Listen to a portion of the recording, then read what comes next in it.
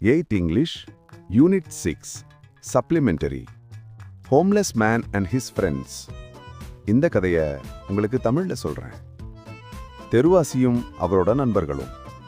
பிரேசில்ல ரியோடு சுல்னு ஒரு இடத்துல ஒரு தெருவாசி இருந்தார். அவருக்குன்னு யாரும் இல்ல. ஆனா அவர் என்ன பண்ணுவார்னா, அவருக்கு கிடைக்கிற சாப்பாட்டையும் பக்கத்துல இருக்கிற தெருநாய்களுக்கு கொடுத்துடுவாரு. ஒரு நாள் அவருக்கு உடம்பு சரியில்லாம போச்சு. அவசர சிகிச்சைக்காக மருத்துவமனைக்கு போக வேண்டியதாச்சு.